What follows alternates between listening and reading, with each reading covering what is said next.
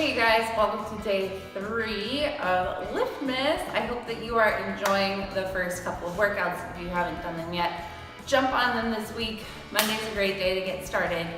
Okay, so what we are going to do today, we have some deadlifts and plank tucks, high knees, and a little curling action. So I'm going to take you through step by step, a couple of variations that you can do when it comes to your deadlifts, your planks, so on and so forth. So get ready. Okay, so when it comes to deadlifting, it's really important to make sure that you have proper form so that you're not using that lower back when you're pulling the bar.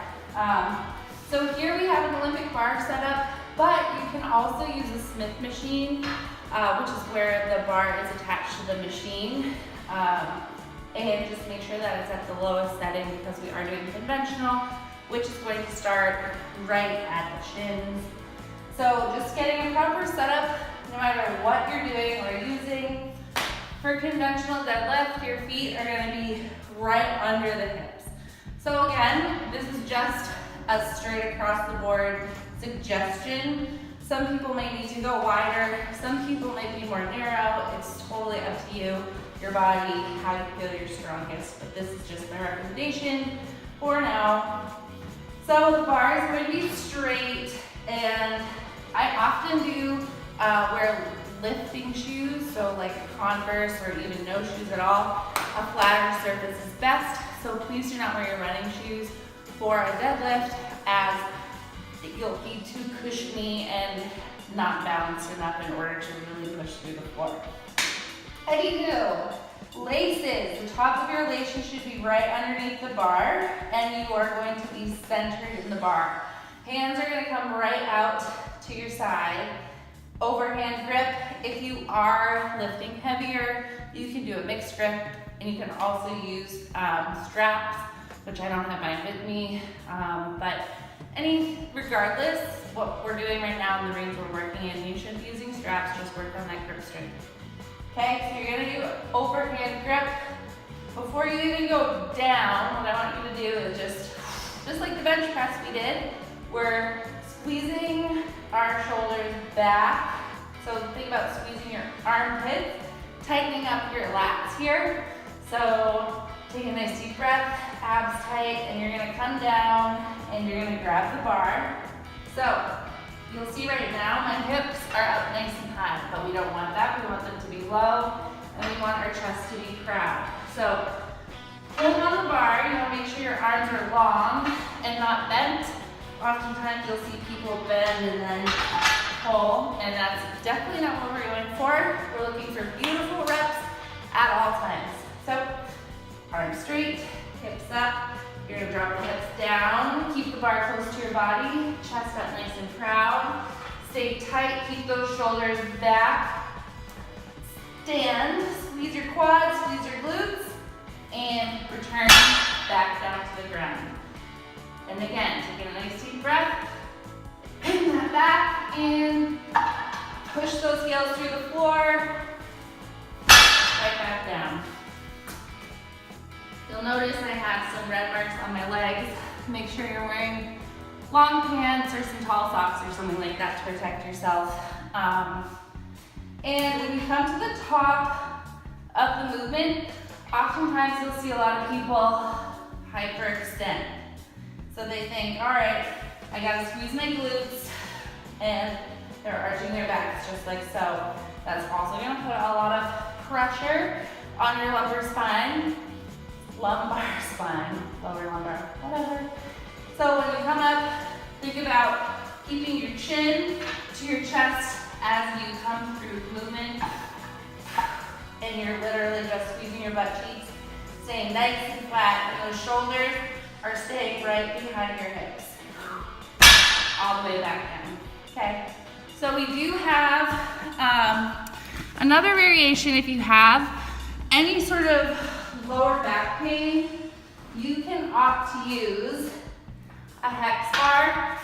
I'm not going to put weight on to show you, but you would load the bar on either side and start from the ground. So this might be a better option if you have a hex bar at hand. This might be a better option for a beginner deadlifter. So keep your hands right out to the side. You want to have your feet in that same position we talked about earlier in this movie. And come down, grip the center.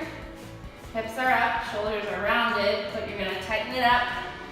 Drop the hips, chest up, and explode the same way, staying tight through your whole body so that this isn't rocking at all.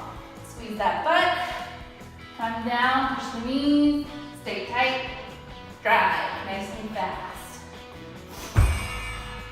All right, and if you've really never done a deadlift before, you can opt to use dumbbells.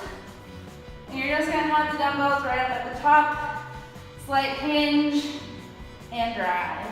Just getting used to that form. Just strengthening, feeling the stretch and squeeze, keeping tight, no roundness.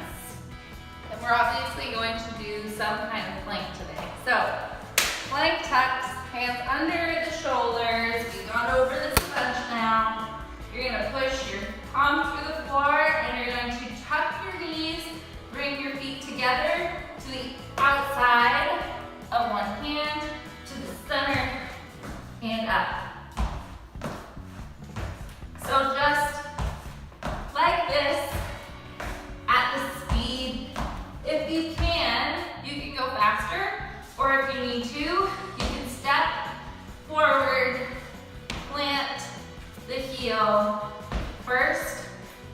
Then, if you've got that down, come step up to the center, come step up to the center. Okay, right after that, we're going to go into a hammer curl to supinated curl. This is one of my favorite variations because you can literally go forever since you're just changing the way that you're hitting the bicep peak. So from the side, a lot of times people say, keep your elbows right by your side, but what I want you to do, have a slight bend to your knees, keep your elbows just in front while you curl, control down, flip, curl, control down. So I don't want you to let the weight just swing, okay? It's all about controlling the weight with your mind and your body. So flip for a hammer, control down, flip, supinated curl, control down. Okay, and this last one is always quite a challenge, and we always want to cheat ourselves by not bringing our knees up in line with the hips or a little bit higher, but the whole point of a knee drive is getting that heart rate up and getting those knees up as high as we can. So if you want to just give it a test to see kind of how to use those arms, you can go nice and slow just to get started, get used to that movement. And then what I want you to do, when you land on your feet, it's nice and light. You don't want to just be super loud on the floor. That means that we're really putting a high impact on our joints. So landing softly kind of prevents that impact from occurring. So after you're getting tight, and during these ones you can actually round and kind of use your core a lot to get this momentum going, but it should look just like this. High as you can. So you can see I have a little bit of a tuck in my pelvis, and my abs are nice and tight. Using my arms, nice soft landing. You'll probably feel your calves. Heart rate's gonna go through the roof. If you need to, you can just do stationary, nice and quick. If you feel like your knees hurt or you're just not at that level yet, but you will be. So you guys, thanks for joining me for another Liftmas workout. Please follow directions, but if you need to break it up any way that is best fit for you, that's totally cool. It's all about just getting it done, getting that movement in during the holidays. We're all eating a little bit more. We're all just a little more stressed. Let's sweat, let's have fun. Let's keep doing it together. See you guys tomorrow.